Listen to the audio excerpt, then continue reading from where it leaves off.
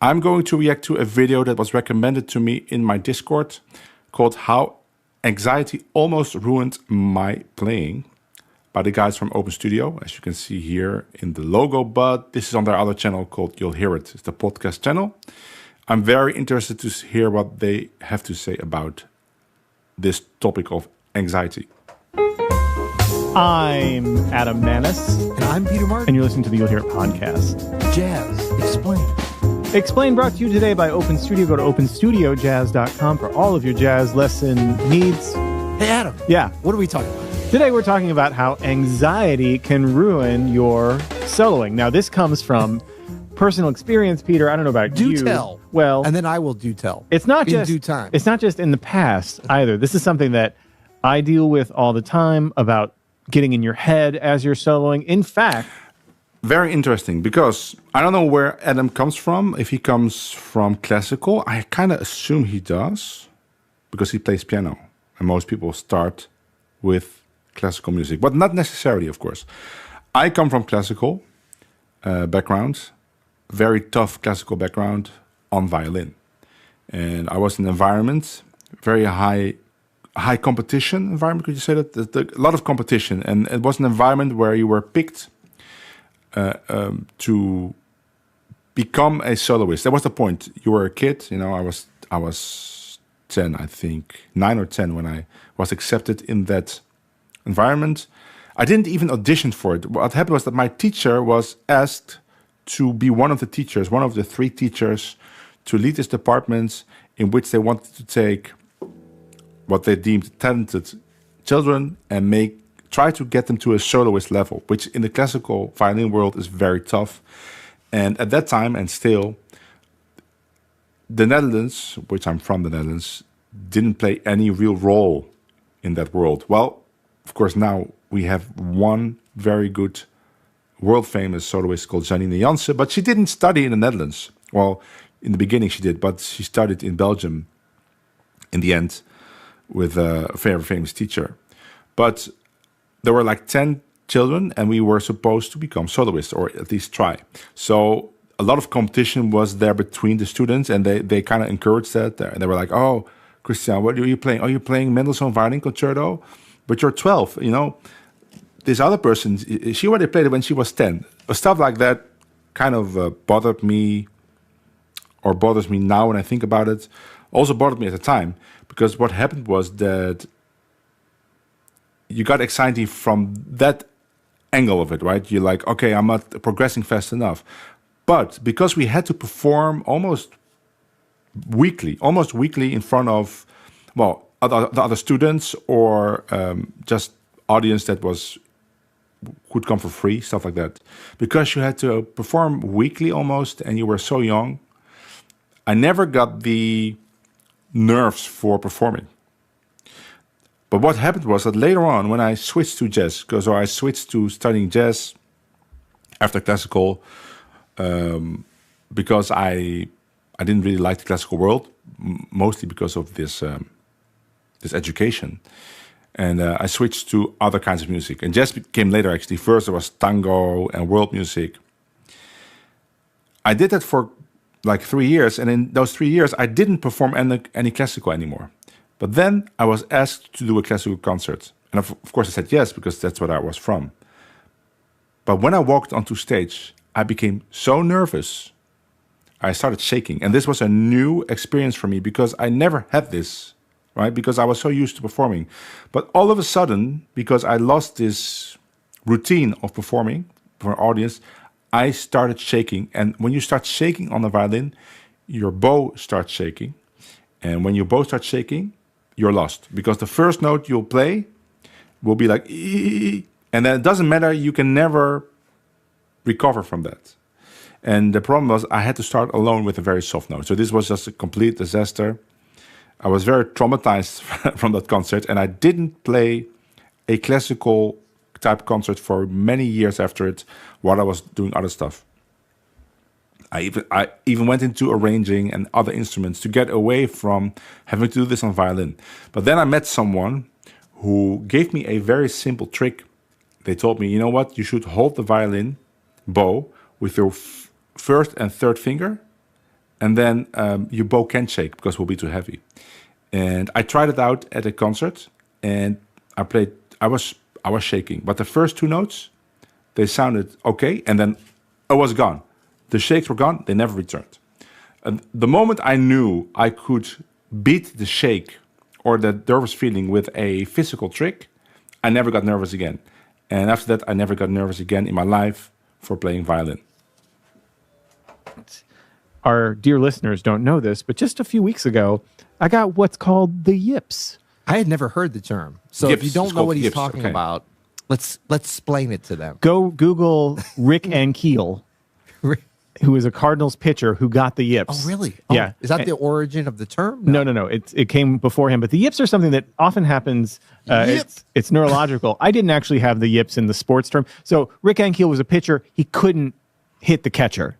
Like it got to the point where he couldn't throw. You're not supposed to hit the catcher, are you? No, you're supposed to hit the catcher's mitt exactly, and got the like he catcher's couldn't hit home plate. Yeah. And he had to start his whole career over again. It's actually a fascinating story. I can't hit home plate. What are you talking about? That's Well, wrong. yeah, but you're not a professional pitcher. You are a professional pianist, as am I. Yes. And a couple of weeks ago, we've been doing these intros, and we were doing giant steps. Right. And I got the yips. I couldn't like. It's a hard tune. Well, it wasn't that. I played giant steps a million times, but Yeah. I couldn't play anything. Like I couldn't play. So, but I wonder, okay, that obviously happened to me as well, but it was mostly because the tune was difficult. So he said he played it a million times, so it must be another reason that he got it. I wonder, maybe it's the pressure of having a camera. I actually kind of can relate to that. Having to improvise in front of a camera, which I do all the time, because I do live streams in my Discord where I improvise all the time. It does take away some of the level I would normally have. And the only reason for that is the camera. Because I'm so aware of like, okay, it's just people can watch this later, they can clip it, they can put it on YouTube and look at the mistakes he's making. I mean, a lot of stuff can be done with the footage, so I'm always thinking about that. It does take away something. It's not so much nerves as more the distraction of the camera for me. Any ideas. I couldn't follow the changes. Something was going on in my brain. You were all up in your brain. I got in my head. It took us like 50 takes to do it. We then discovered that the piano sound had gotten off. My keyboard was way over on the other side of the room. You were getting a little bit of delay. It was really throwing me because what I was playing wasn't happening in real time. It was a delay-induced yip. It was a delay-induced yip, but it got in my head. I couldn't enjoy myself. Okay. And And then the anxiety started to kind of snowball and cascade. I suck. probably. Not only that, but I suck in front of Peter Martin and I suck in front of our dear listeners. Yeah. Oh yeah, okay, yeah. I can understand this. Actually, this feeling that he says right here, I suck in front of Peter Martin, that happened to me a little bit last year. I was invited to teach at the camp together with Stochelo and Paulus. So you have Paulus Schaefer, world famous, one of the best guitar players in the gypsy jazz style. You have Stochelo Roseberg, a legend. One of the three legends that are currently out there, you know, like you have Birelli Lagren, you have Angelo de Bar, and you have Stochelo Roseberg. And then I was also there. Now, I earned my place there in the sense that I am a very well-known teacher in this style, right? I wrote multiple books. I have a YouTube channel with hundreds of videos. Pretty much anyone that wants to learn this style has heard of me and my channel. I know that because I meet those people all the time. And that's the reason I was asked to teach there. All right? I know that. But then I wasn't prepared for what happened. There happened two things happened.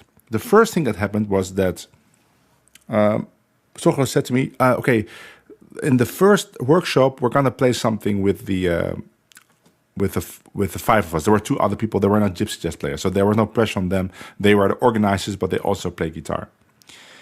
We're gonna play a tune, and then we all play a solo. We're gonna play Hungaria. Hungaria is a very fast tune, especially when Stochelo and Paulus played it.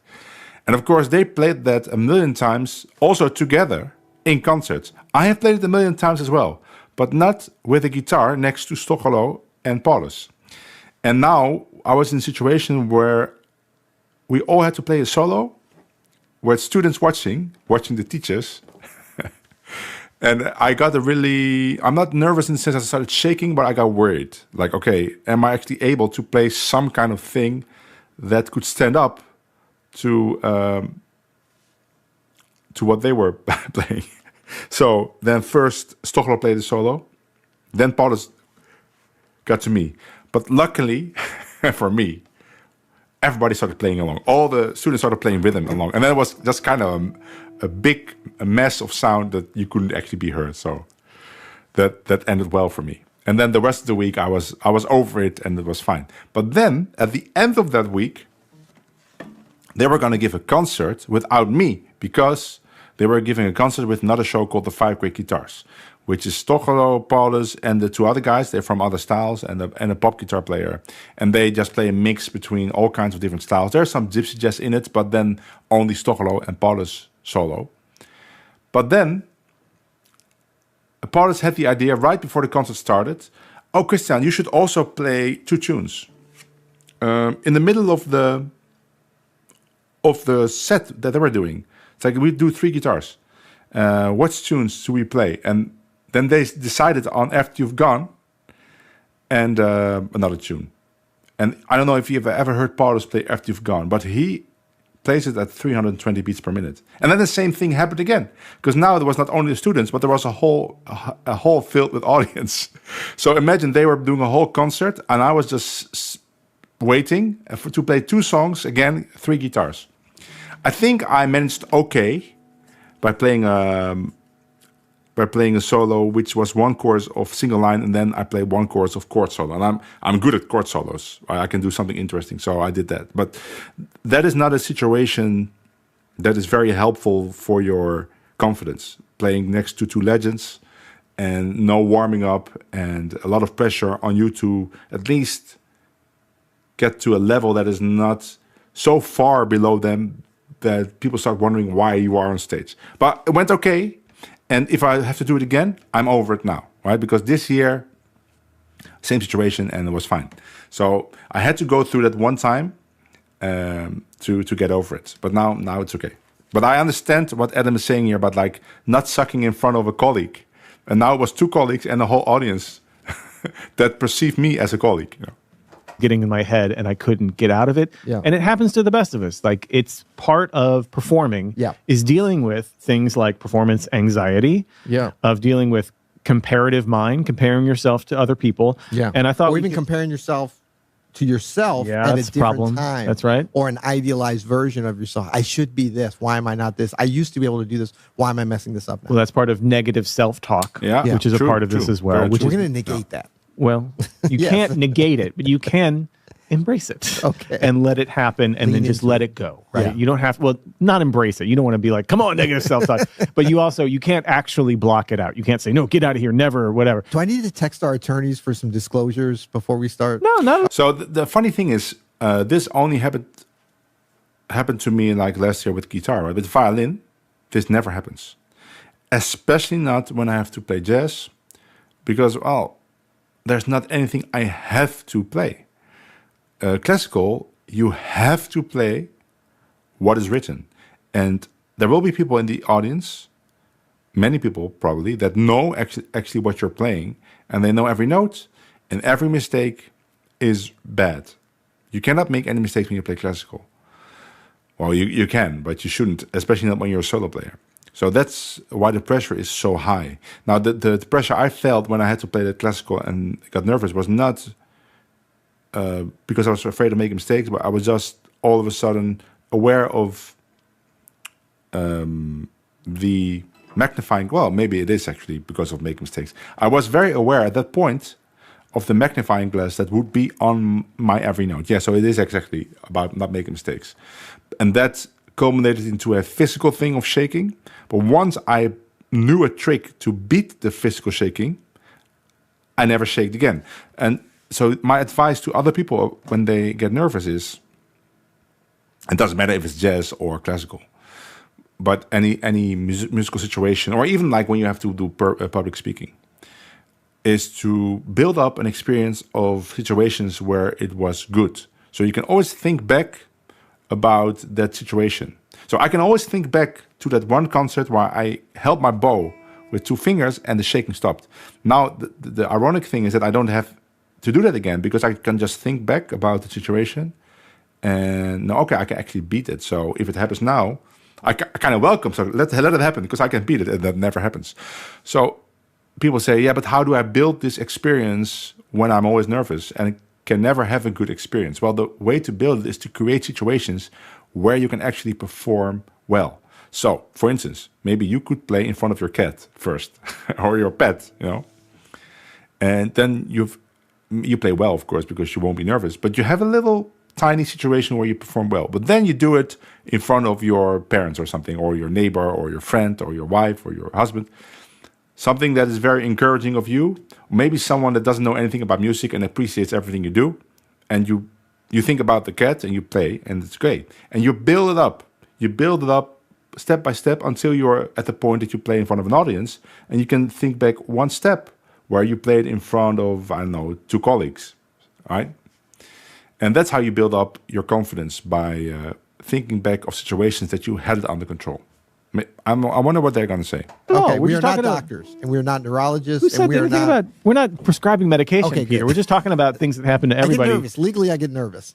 Then you might be a perfect candidate for this episode if you're feeling nervous. This is inducing legal anxiety to me at this time. So let's play a little bit more. Let's play. We were just playing some Headhunters because we were watching this cool Herbie video. But let's play a little bit more. And I'm gonna, as we play, I'm going to try to vocalize what's going on in my head as the thoughts come. Should we try this real That quick? could be anxiety.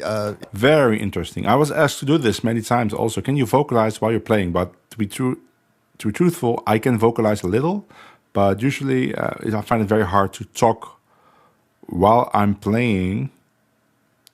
Not so much because I need to have my thoughts with the guitar, but just the physical act of talking and playing at the same time is very difficult. But maybe he's going to play and stop and talk. I don't know. Let's see. Introducing. We'll see. I might filter it a little bit because I don't want to be lewd. But What are we let's, going to play? The same thing? Same thing. Let's just do a little bit of the same thing. Okay, that was a good start. Okay, yeah. Peter thinks I'm weird for even wanting to do this. Quite a play-by-play. Am I doing it too, or just you? Playing too much. Just groove. Just groove. Played a D natural over that E flat 7. That's probably not cool. That didn't work with the sharp 11. Okay, everybody knows I suck now because I can't trem as good as Oscar Peterson, and I played that sharp 11. What is happening? What is happening to the solo? So this is how it gets. Okay, so he started out by having these meta thoughts, which I have all the time. So it's like you're playing a solo and you think, okay, I played a lot of single notes now. Maybe it's time for some chords. Or I'm playing constantly eighth notes. Maybe it's time to put some rests. Or maybe it's time to have some triplets. Or maybe it's time to play some quarter notes even. So these meta thoughts are very important, I think, to make sure that you are playing in a ear-catching, maybe, is that a good word, or varied way, so that you're not playing too much repeating stuff, so you're not repeating yourself. But then after that, he started talking about how much he sucked at certain points, and that is dangerous.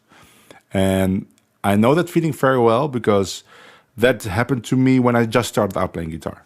I wasn't so much nervous as I couldn't recreate the situation that I had at home, or the circumstances that I had at home when I had a backing track, for instance. Of course, we put the backing track a little softer, or I could put a little slower. I could choose the exact songs I wanted to play. I could do it again.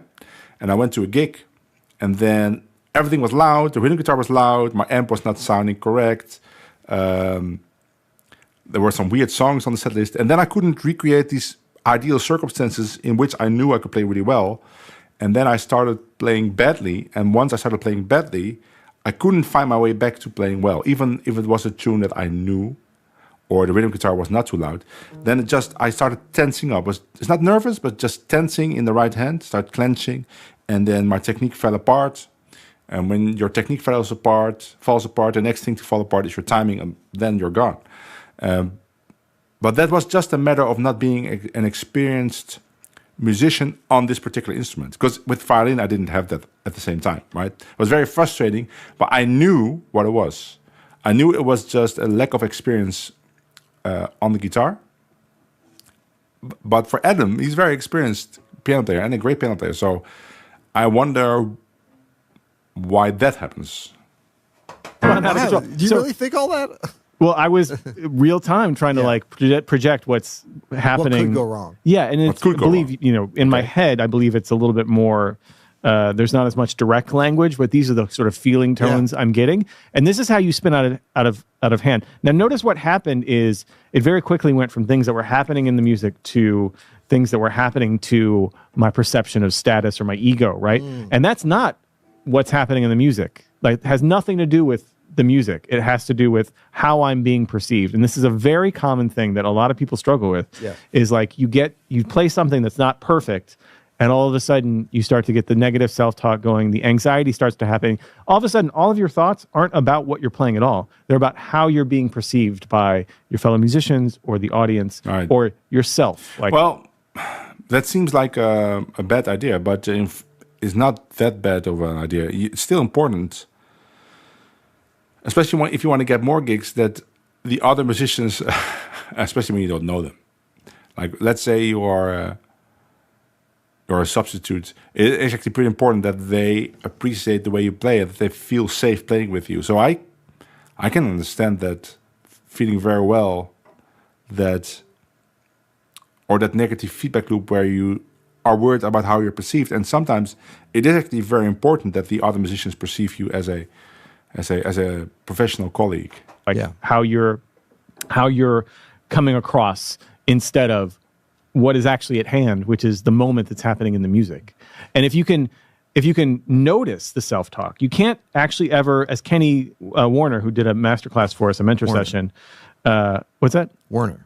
Kenny Werner. Kenny Werner wrote a book called Effortless Mastery, and it's about. I think they're going to talk about it, but if I understand it correctly, let's see if I'm right. It's about letting go of your ego and just be in the moment. Right, connecting to the flow. The flow is, of course, a very well-known topic. There's a book written by somebody with a very difficult last name with a C, Csikszentmihalyi or something like that. I'm not sure what came earlier. In fact, let's look it up. So his first name is Mihaly, but in his last name is also Mihaly again. Csikszentmihalyi. I think you pronounce it differently. So that was written in the book is actually called Flow. 1990. Okay, 1990. And Kenny Werner wrote his book 1996. Okay, so it was after. Now, I haven't read the book, but I had some workshops at my university about it. And it sounded pretty much like the same concept. Now, I don't know if that is correct, because I didn't read the books. But let's say what they say about it. Kenny Warner. Okay. Is that what I said? I think so. Yeah. Did a mentor session. He said you can't actually get rid of that voice, which is true. You can't ever just totally stamp it out. But we can redirect the conversation back to, we can acknowledge, oh, there's that voice, that negative self-talk, and then redirect the conversation back to what's at hand, where our attention is best served, which is on the music. But is it even about totally getting rid of that? Do you think it can help to focus on, for example, technique or something else to distract your brain from getting emotional about your playing? Or maybe it's not emotional, but going into reviewing mode and scrutinize your every action. Do you think it can help to focus on technique or something else? Well, that's actually what I do, I focus on timing. That's what I focus on. I focus on, so not when I play like this for YouTube, right? When I try to demonstrate something or in a stream. It's like today I did a stream where I was demonstrating to play blues phrases on normal standards. Of course, then I'm focusing on those blues phrases. But when I play for real, I only focus on, well, let's say two things. Timing, that's the big thing. That's the big thing. But then I also have those meta thoughts like, okay, I need to play some more chords, or I need to play less notes, or I need to play more notes, or we need to play a ballad, or we need to play something fast. So that is also there, but that is just a very small little balloon. The big balloon is timing, and technique is also part of it. But because technique should be something automatic because of a lot of practice, I don't think about it. You're saying if I get distracted or get nervous about how I'm being perceived, I should try to acknowledge that it is happening, like they say, and then focus on timing. Yeah, probably. But because I focus on timing anyway, I hope that doubt never arrives. Now, when I had these problems playing guitar, I just wasn't good enough to get rid of it. I just wasn't able to actually play under those circumstances. That's what I think, right? Now I am. So now it's much easier, but I'm not sure if it would have helped back then to focus on timing. It probably would have helped. But I just couldn't get out of my own head at that time. That voice, or is it about redirecting or even minimizing, or by redirecting over time, it starts to minimize? Like if the goal is to totally get rid of it, then even if it comes in a little bit, like it's a gradient, isn't it? It is, of course. Yeah. Yeah. So, and that can be hopefully encouraging to us, because it's not 100%, but it's not 0%. And it's never going to be either one of those in reality. It might feel like 100%. Most people, when they start off on this journey of like, well, why am I spinning out on my solo? Like, why am I doing stuff I don't want to be doing? Why do I get nervous? They don't even acknowledge that their brain is self-talking them and comparing them to others, comparing themselves to their solo from yesterday, comparing themselves to Bill Evans or Herbie Hancock. And it's ruining their solo because their attention is not where it should be, which is in the moment on the music, enjoying life that's being presented to you, right? And so at first, you don't even know that that's a thing. Yeah. And then if you can just start working on acknowledging, okay, there's some self-talk happening there. I'm going to get my... I was talking to... it was like 2 months ago. I was actually teaching in the workshop, and one of the teachers there was a Buddhist. That's what he said. And I know something about it, but he was explaining to me this concept of acknowledging every feeling that comes at you or that you feel, just acknowledging that it is there and not judging it. So that sounds a little bit like what he's saying. My attention back to the solo. You're absolutely right. The more that you do that, the more that you just say, oh, there's that self-talk. I don't need to be following that. I need to be following the music. You can train yourself out of that so that just naturally the voice is always going to come up, but it's a lot quieter and it's a lot easier to say, that's not helpful and I'm not going to follow that. Yeah, and it's always such a thing of like anxiety-inducing, situations when we play. It's not that different than actually, to be totally candid and transparent, I'm going through right now with this episode and the earlier episode is a little bit of self-talk and doubt because of a negative YouTube comment, a negative YouTube of course. comment that we got from a recent episode where it got me questioning like sort of the veracity with how we present things. And, I know, as somebody who gotten his fair share of negative YouTube comments, I don't really care. You do you, and I do me. And if you don't like my videos or anything I said in the video, I don't care. I usually find it very funny, and I make a joke. Somebody said that they found it very annoying that I did that, but I like doing that. It's just fun for me. But the one thing they're not addressing here is something that I talked about earlier: is the physical aspect of anxiety. Well, they're not violin players, but for violin, it's very different with the shaking thing. And that's actually for every bowed instrument. Because if you have to imagine, if you shake, then you cannot control the bow. And when you shake and when the tone starts, then you will start shaking even more. So with piano, of course, you don't have this problem, because even if you shake, you can just still press a note and you hear it sounds good, and maybe you can get rid of the shakes. So maybe that's why they're not addressing it. With guitar, the physical thing will probably culminate in you squeezing the pick, which in turn locks joints in your hand, right? You have to hold the pick anyway, but you have to do it as lightly as possible, not to really lock all these joints in your thumb. And once you start locking joints somewhere, you will start locking joints everywhere, or in more places that are not constructive to you playing well. So then you will lock your wrist, you will lock your elbow, you will lock your shoulder, and you just can't play anymore. And it's very difficult to get rid of the tension once you feel it and you start noticing it affecting your playing. Then it only gets worse, because even if you know the cause of it, like even if you know, okay, it's probably because I'm squeezing the pick, and you start shaking, right? Even if you know that, it still might not be possible to get rid of it, just because you start doubting you start doubting if you can get rid of it. And I mean, I've had this, right? I had this playing in a bar, low tension even, like nobody was expecting anything of me. That's why I did the gig. And still, I couldn't get rid of it. Even talking to myself in the breaks, like, come on, you know what it is. It's the tension in your right hand. Get rid of it. And I couldn't. It took me years to get rid of that. But I don't think it's so much anxiety as well as the inability to cope with situations that were out of my control. Be it a loud rhythm guitar, be it a loud bar, be it my amp not sounding correctly, or I don't know, whatever it is. You know, oh, should I be careful about what I say?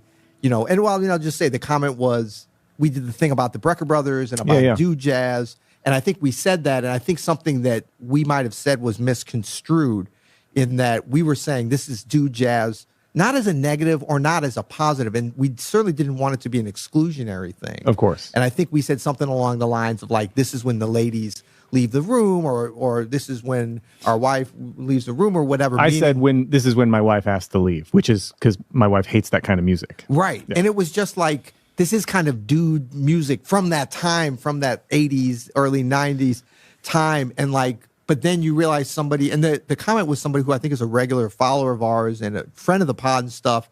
And it was very like, they really took offense at this. And I understand it. And like, so now that's in my head and is giving anxiety. Okay, I understand it too. Yeah, that's maybe not a very smart thing to say, but that can happen. The thing I'm doing right now is reacting. It's just train of thoughts, right? I start a sentence. I don't even know how I'm going to end the sentence. So I try to take care of what I'm saying. I try to make flowing sentences. I try to filter my thoughts into something coherent. But something might happen that you don't really agree with at the moment you're saying it. It happens a lot. But I understand. I understand what happened there, but I wouldn't fault them too much for it. That stuff can happen.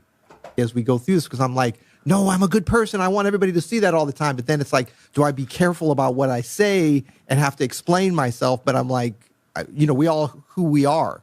And isn't it the same thing when we play? It's like, it's not having this false sense of confidence as we play, but it's also like believing that we can have fun when we play. We do have something to say and to share, and that's okay. There's going to be some self-doubt, but we can kind of push that away or whatever. We're not going to let that become like constant and questioning, because we're never going to be able to solve that. And there's always going to be doubting and the hating, and the doubting or hating that we put on ourselves is going to usually be the most kind of potentially destructive, right? That's right. And we can't expect people to be like, don't say negative things. Like, we don't get that many negative comments on the YouTube channel. And I miss a lot of them, Yeah. And so I don't want to put too much stock into that, but then we do want to please everybody, and we don't want to come across who isn't us. And when we're playing, it's like, that starts to become a thing. It's like, no, I do know how to play on giant steps. And I'm not, so I'm not myself, actually. Yeah, I am good. I can play. Yeah. I've done this so many times, I can do it. But and it's not based upon a false sense of like, oh no, in reality. Well, no. There's many things I can do at home or under certain circumstances, which I cannot do in other circumstances. So, of course, I'm just guessing, but maybe they have never played a complicated tune like that as a start of a show. Or maybe they only played things like comedian, like groovy, or just normal regular jazz standard with a 2-5-1 here and there, or a ballad or a medium tempo tone. All of a sudden you have to play giant steps, and okay, this is going to be watched by thousands of people. I can imagine that you start doubting your abilities if you are good enough to do that. So I wonder if you can turn that off for a situation like a new situation like that, because Giant Steps is a unique tune. There's not many tunes like it. Countdown, I can think of Countdown. Central Park West has similar changes, but it's a ballad. So I can imagine that if I get a gig tomorrow, let's say with Stochelo. I've played with Stochelo 100 times, and I play violin. And I go to the gig, no problem. And then all of a sudden he says, well, let's say it's a television show. And right before we go on stage, or maybe like 15 minutes before, he said, you know what? I was working on Giant Steps. Let's play Giant Steps. I probably would refuse it because I can imagine that I wouldn't be happy with what I'm going to do. So I'm not sure you can get rid of it by saying to yourself, you know what, these negative thoughts, forget it. I can do it. Yeah, I can play giant steps, but I'm not sure I can play it on that circumstance because I've never dealt with that circumstance before. You've got a skewed like you have no self-awareness. That's You're right. actually a jerk, or you don't know how to play or whatever. I don't think, but it gets you questioning those things, doesn't it? Well, the honest answer is sometimes I play great over giant steps, and sometimes I don't. Yeah. And sometimes we are extremely full of light and love, and sometimes we aren't. We're human beings. Right. And I can actually tell you the circumstances in which I will play, well, great, maybe not great, but good enough on giant steps. It's in a jam session with people I know. It's when the tempo is not too fast. It's at home with a backing track. It's at a gig in which I've just played like 5 tunes that I know really well, and so that I know I'm going to play well, and then I feel confident. Let's do giant steps. Those are situations, and there might be more, but those are the situations that I just think of now. But I can also think of situations that I probably will play badly. It's when I have to only play one tune, and it's giant steps, or if it's really fast, or I'm playing with a player that is just a genius on giant steps, and he just played a solo that is so good that there's nothing I can do to come anywhere near. So then I know I'll probably play badly. And there are more situations, but I don't think there's anything I can do in those bad situations that I can get out of my own head. But that's because of giant steps. All right. So I think giant steps is not a good example. For me, it is not. Maybe for Adam it is, right? Maybe he's just very good at playing Coltrane changes. But it would be more relevant for me if it would be like a normal tune, like I could give you anything but love, or I can't give you anything but love, or it could happen to you. You know, those tunes I should be able to play well under any circumstance. So if I play badly, there has to be a really big reason that I actually can't think of right now. You know what I mean? And so you and I do this podcast, thousands of hours of the podcast, and we are not going to be 100% right. Just like we're going to play thousands of solos in our lives, and we're not going to play everyone perfectly and great, and not everyone's a banger. Yeah, but the percentage gets better because we get better at coming from a place of love and light and understanding what that feels like, as opposed to following the ego, right? And so I'm glad you brought up the performing this podcast, because that's part of the giant steps for me thing too, that intro thing, the yips that I got. Yeah. And I think it's a lot of people can relate to that, is that anytime you are putting yourself out there and performing anything, which is this podcast is a performance, right? We're putting it out there. It's performance art. It's you're vulnerable. It's crafted performance art. You're vulnerable to criticism, you're vulnerable to people. Yeah. But for me, like talking, I don't feel any nerves at all. Doesn't matter if it's a video like this, or it's 10,000 people, or I don't know, 100 people. I never get nervous for this. I know it's different for everyone, but I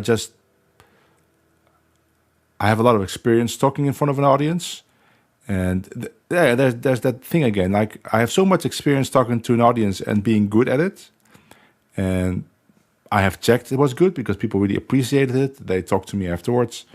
That I have so much experience doing that I would never get nervous for it. So I think that is the key probably to solving a lot of the issues, is to build up experience with a certain activity. And, I'm thinking about this situation where I was playing a chess tournament. So I'm a chess fan. Now, I haven't played chess seriously now in about 1.5 years. I don't know why. I just stopped. One day I just stopped. I know it was why, because I had to play a lot of stuff, and I was gone for a while, and I didn't have time to play. And when I got back, because I was playing a lot on chess.com, I just never picked it up again. But I do remember when I was 15, 16, I also played a lot of chess. I was in the chess team of my school. I know. You can laugh about it, but I played a lot of chess. I was studying openings a lot, and my father was also part of a chess club, and the chess club had a tournament, And he said, you can just play in the tournament. It's open for everyone. You play in the lower class because you're not rated in the club yet, but you can play. And I was like, okay, that's fun. I was playing chess all the time at school, in a school team, or like 5 people. So yeah, let's do that. So I prepared myself well, but then when I got there, I was in a situation I was never in before because I wasn't with my team. We didn't have a good time before we went on and discussed tactics. And all of a sudden I was sitting in front of a complete stranger who was much older than me and had to play. And actually I felt my heart beat in my throat. I was that nervous. So I never had that experience of playing a chess tournament. There was no stakes, right? There was no money on the line. There was no television. Nobody was watching my board. It was just me being in a situation that I've never been in. And all of a sudden I felt the pressure of, okay, you consider yourself to be a pretty good chess player. You've started all these openings. You're in the chess team. Let's see if you can do it. I think it's normal. If you are exposed to a situation that you are not used to, you can just get very nervous. Well, not liking the way you're doing it or what you're... No, you're not used to, and you have to perform. You have to get a certain kind of achievement. In my case, it was like playing a chess match and not making a very stupid mistake. And I actually won that tournament. The players were all very bad. So that, of course, I didn't know. And I was in a very low class. It was much too low for me. I didn't know that, but I sat down and I was very nervous. I started making, after 3 moves, I realized, this guy cannot play at all. So I was feeling this nerves for nothing, right? But it was just a situation that I was put in by myself, by the way. But yeah.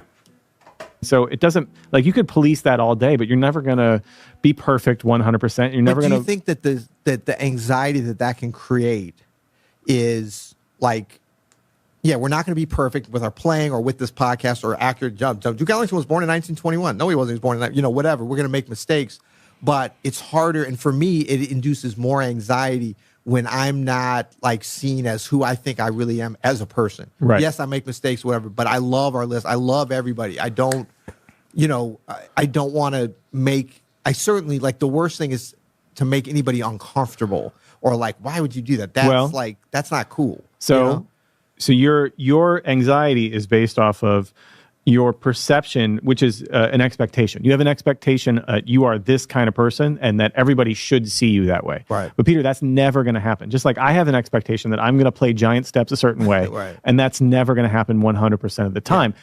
And this is where working on the internal game as we age usually is what we do, is if we can just get rid of those expectations, it's not then you don't care about other people's feelings or you don't care about playing beautiful music over giant steps. In fact, it's quite the opposite. When you let go of your desire to be perfect every time you do a podcast or perfect every time you play giant steps, you actually end up being more with the moment, being more, this... How can you get rid of your expectations? Now, if your expectation is to be perfect, that's unhealthy because that's just not possible. You cannot be perfect. So, of course, that expectation. But he's saying that I'm not sure I believe that is really his expectation. Who expects of himself to be perfect at a performance art like chess? It seems to be impossible. It's different from when you play a classical soloist, when you have to play the Rachmaninoff piano concerto and you're playing it for the 50th time or something with an orchestra. I can imagine that you expect of yourself to be almost perfect. And you kind of have to be as a classical soloist because that's what's expected of you. But at a improvisational art like jazz, it seems to be self-defeating almost because you're never going to be perfect. Not even the best players.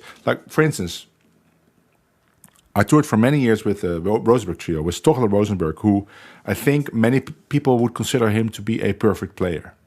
I consider him to be a perfect player. And because it sounds to me like he's a perfect player. Right? He always seems to me to be at 100% of his abilities.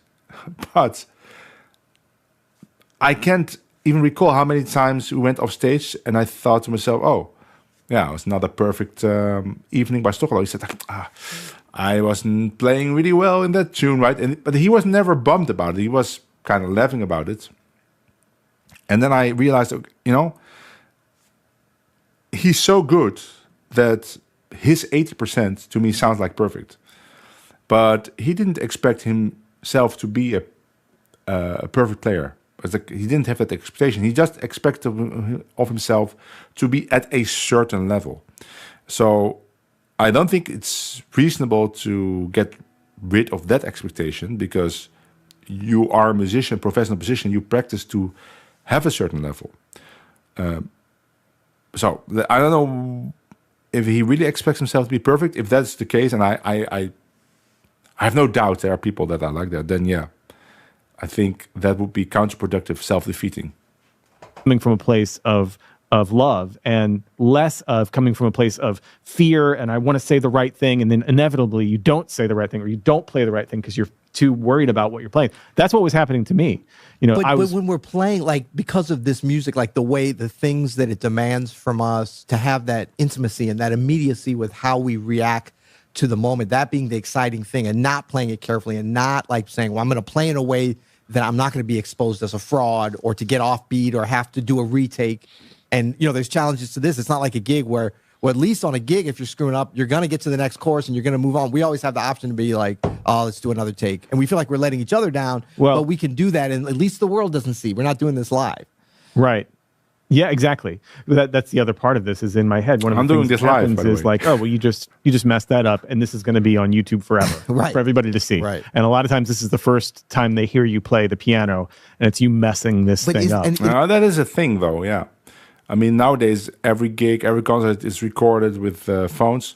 Now, I'm in a group with a very good violin player, like world-class violin player.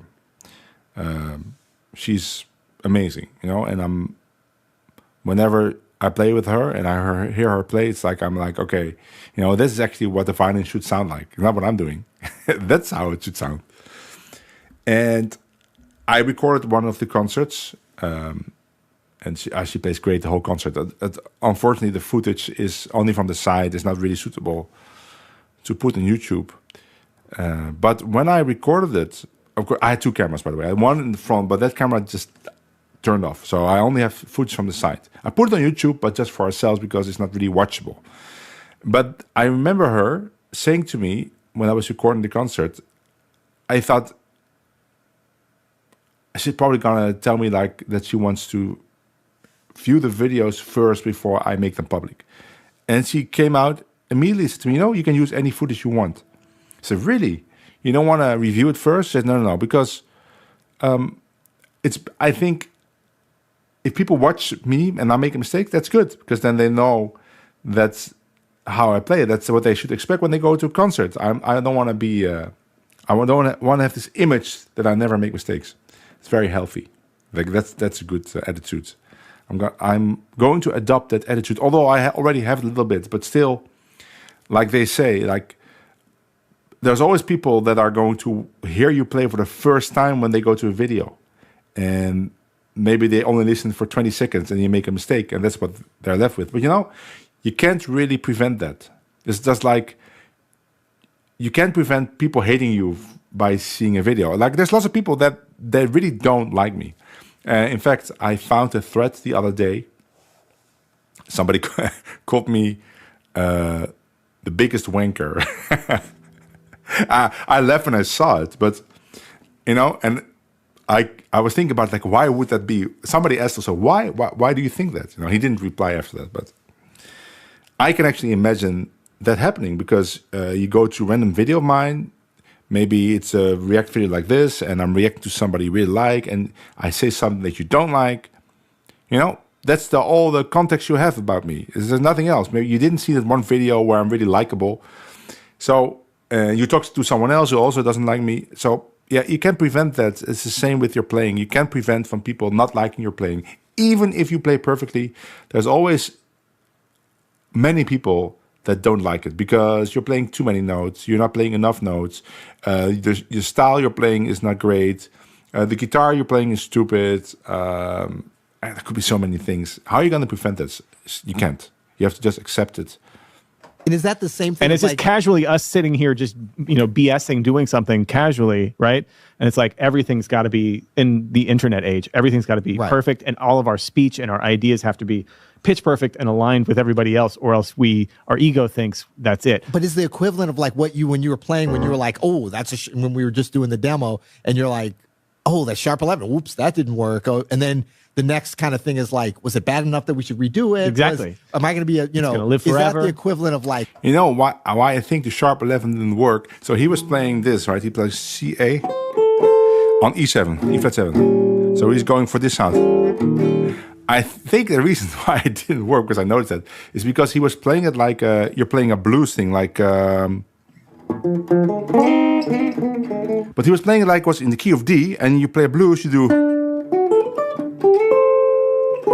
There you have those. We're used to hearing it in that context, which would be in the key of D. So if you play it on E flat 7, it sounds like you're in the wrong key, even though you're playing sharp 11. That's probably not the way we're used to hearing sharp 11. We're used to hearing sharp 11 like you're playing augmented thing, like that sound. If you then play sharp 11, makes sense. I think that's the reason. I noticed that when he played that, when he said it, it's like, yeah, probably because it was a blues lick, but it seemed to be in the wrong key. Like, oh man, this is do jazz. Wait, is that going to, hold on, I just said something. Is that going to sound exclusionary to people? Is that, I know that's not what I meant, but how is that, like, that's a tough slope. And I think that's why a lot of the YouTubers and stuff are kind of not losing their minds. Sorry. Like, I'm saying it now, like, uh-oh, did I just screw somebody up? Totally. But having a mental health challenge, because when your mind starts thinking, and you are putting yourself out there, I mean, look, we could become very, like, careful. And we've done that. That's another problem we have. Sometimes we're like, we love everything. The Grammys, we love every single track because we're afraid to offend anybody. I know. And then I remember someone called us watered down vanilla sexless robots. Sexless? They called us sexless. Well, because we were too wishy-washy. True, but they don't. But this is what I'm saying. You cannot, whether we're talking about playing or talking or being a person. About the youth health crisis, I reacted to a video like that. I'll link it. I'm not sure it's the negative comments, but it could be for some people. But for me, I'm still on YouTube, but I don't make the same kind of content. To me, I was just burnt out with making that kind of content and the grind of it. I don't really care if people are negative about it. You can say whatever you want. You can say I suck, or whatever, I don't care about that. I was just unhappy with the process of making the videos. This is much easier for me to do, and it's also very enjoyable. So, right? If you're what is a sex-filled sexless, I know, but aren't all robots sexless, dude? I don't pretend to know what YouTube commenters are always talking about here. I don't.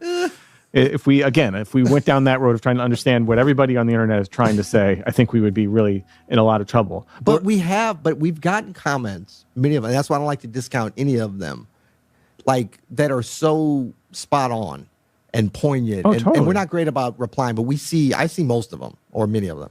And I think that that's another thing to get in your head, because you can be like, oh, well, they don't know what they're talking about. I'm this. But it's like, oh, but somebody else said something. They were like, oh, you guys are so great. You nailed it on the head. Do we pat ourselves on the back? Same thing when you're soloing. Yeah. Woo! Somebody in the audience. Oh, so the sharp 11 does work. I'm going to do it again. Wait, can I not do it again because it worked the first? Yeah, I've gotten a lot of insightful comments as well. But we have both sides. Or was that person not really listening? Wait, were they saying woo to the drummer? Wait, what's going? Yeah. Like there's a lot that you can get in your head about. And I think the key here is to give yourself permission to be honest and be yourself, and to learn from when it doesn't work for you, And I'm grateful for the experience of having the yips that one day of like not being able to play. I'm grateful for Wendy's comment on our previous video, because it's like we all have blind spots that we don't see, even how little things that we think are just these off the cuff moments or whatever, like affect people. Right. And things that happen in our solo affect us and affect our ability to perform in a way that is true and honest and in the moment, to speak in the manner that's true and honest in the moment and from a place of love. And if we police ourselves too much and we have expectations of, I have to be this here. He's talking about a lot of parameters, true, love, I think for me, the only important parameter there, because I don't think it's important what kind of emotion you tie to your playing. You could be really sad and play really beautiful, or you could, I don't know, be aggressive and still play great. I think the most important thing that he said, and it's also what the Kenny Werner book is about, if I'm not mistaken, and also the Flow book, is in the moment. You have to be in the moment when you play. Doesn't matter what else you do. You could be hungry, tired, excited, irritated, annoyed. Well, that's the same thing. But you have to be in the moment. And if you're in the moment, so you don't think too far ahead of like the next tune, or think back about the mistake you made, or the guy that just walked in with yelling something, I don't know, whatever it is. If you're just in the moment and think about what it is you're doing right now, I think that's enough. So you don't have to concern yourself with all the other parameters, because you cannot control those parameters. I had concerts, many concert tours, and there was someone in the group who couldn't control their emotions. So they had a bad day, or I don't know, a relative passed away, but you still have to do the concert. You still have to do concerts, right? Because I mean, if it gets really bad, you can maybe find a substitute. But let's say you still show up for the concert. If you're there, it's your job to perform at a certain level that you cannot go below, because there are people in the audience who paid for tickets, and they can't be concerned with your personal life, because they don't really care, and they shouldn't care. I also don't care about their lives. I care about the moment we're both in, which is you are the listener and I'm the performer, or we are the performers. And we have to make that moment as valuable as possible. So you can't control what happens during the day or right before you go on stage. You could get into a fight with one of the technicians because, I don't know, you tripped over his laptop. I don't know, whatever. You have to be in the moment when you play and make that moment as valuable as possible. And that's the only parameter you should be concerned with. You should be concerned with, because it's the only parameter you can control. Well, somebody's calling. Someone's calling. Hi. Keep going. I have to be this here and now. Yeah. Right? Then it's gonna muck the whole thing up. The whole thing is gonna be from a place of fear. And ultimately, even if you're trying to be great, if you're trying to play the perfect thing, if you're coming from a place of fear of not playing the perfect thing, you'll never do it. A couple of things I want to talk about that we can just touch on briefly about how, again, we talked about the sort of first step is acknowledging that your attention is on negative self-talk, or you're in your head about something, whether you're performing or just living. Yeah. And once you can acknowledge that, you can move on to what's important, which is the music and the moment that's in front of you. We had Aaron Parks in here recording his course, coming soon, by the way. Yeah. And he mentioned some of the things that he uses is like feeling his body when he's playing. So like if he gets some negative self-talk happening or in his head a little bit, he'll think about, his seat on the bench or his feet on the floor. And just, I think they call it grounding. It's a common technique. Probably very helpful, yeah.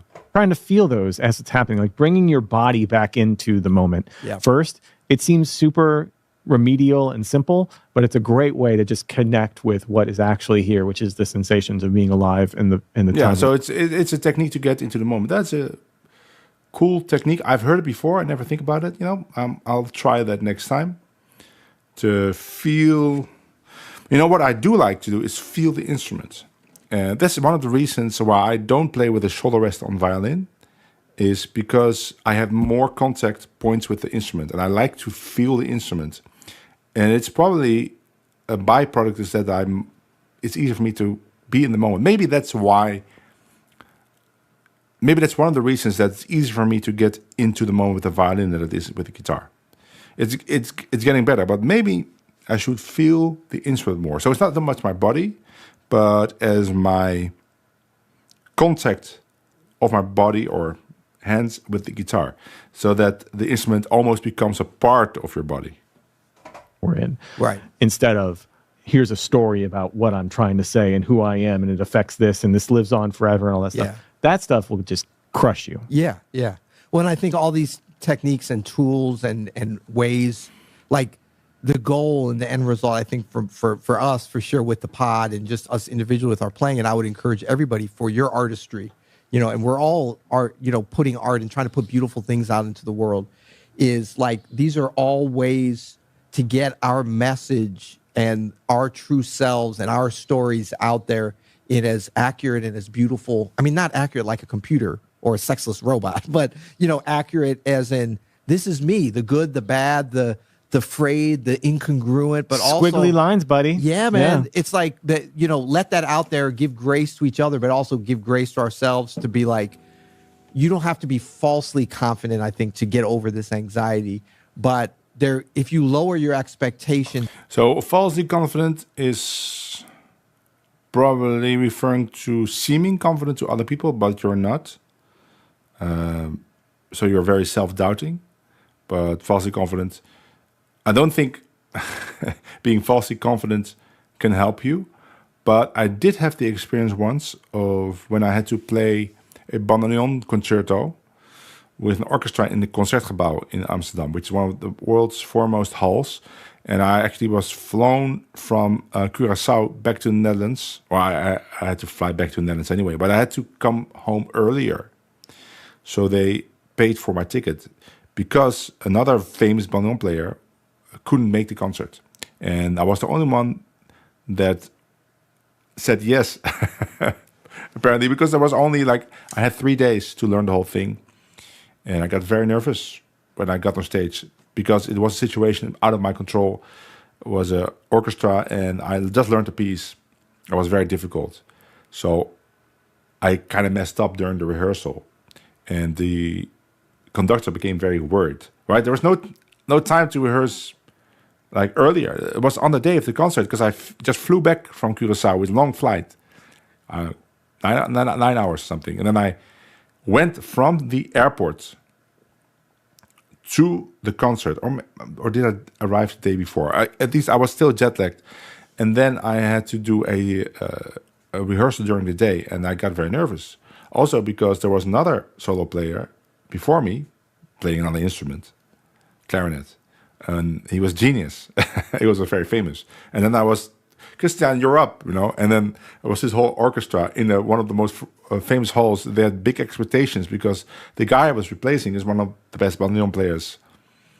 I want to say in the Netherlands, but worldwide also.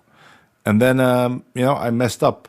And the conductor was like, are you going to be okay? And I was like, no, yeah, I'm very tired. I was also tired, but I was making an excuse.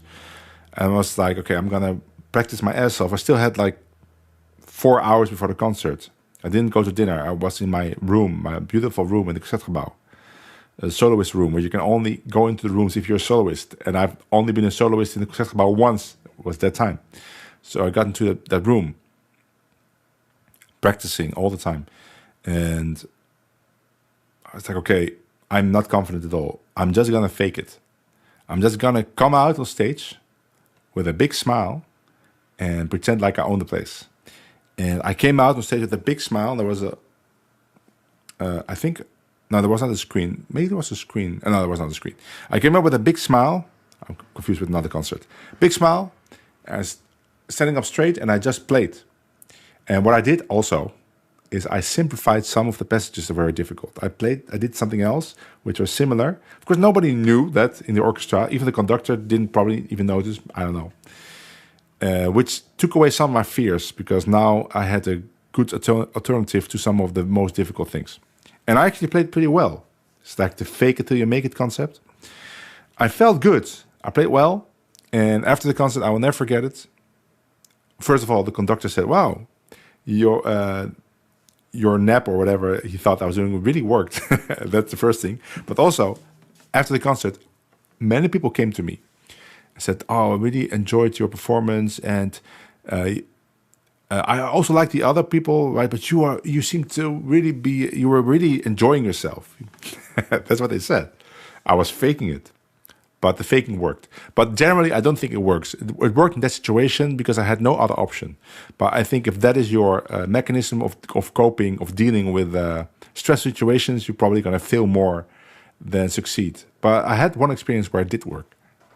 To that of how I can represent myself in the podcast, that I'm having some anxiety, to be able to not be exclusionary for this example, or how do I represent myself so I don't feel just totally befuddled and beaten down by giant steps, something that many millions of people have gone through, but it's very frustrating when 10 minutes ago you weren't going through it. Like, that's right. And so then all the things that do, like, how do you didn't even know it was a thing. Right, Yeah. right. How do you take a breath and say, okay, this is a challenge. There is a way to overcome it. Overcoming it is not perfection or reversal, but it is like getting through this and becoming stronger at the end and being able to be more helpful and to be a net gain. I mean, like, if we don't get anything negative, we don't ruffle any feathers, then we're just bland and vanilla and nobody cares. Sexless right? robots. But I want to say though, this is also just a game of expectations, right? Yeah. So my biggest problem with Giant Steps was I was expecting myself to always be able to play Giant Steps perfectly because I have before. Ooh, a little Giant Steps taken for granted there. Take it for granted. Yeah. You're expecting to always just be seen as this, benevolent, perfect person in everybody's eyes,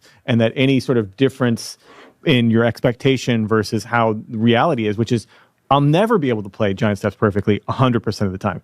You'll never have 100% of the people liking you. Right. I mean, think about this. Like, people... Yeah, so they already said that, and I already replied to that in the same direction I'm going to do now. But I still want to emphasize that having unreasonable expectations is just a bad idea.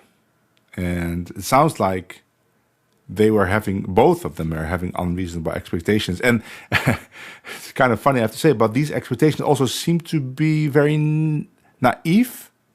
Is that a word, naive, in English? Let me see if that's a word.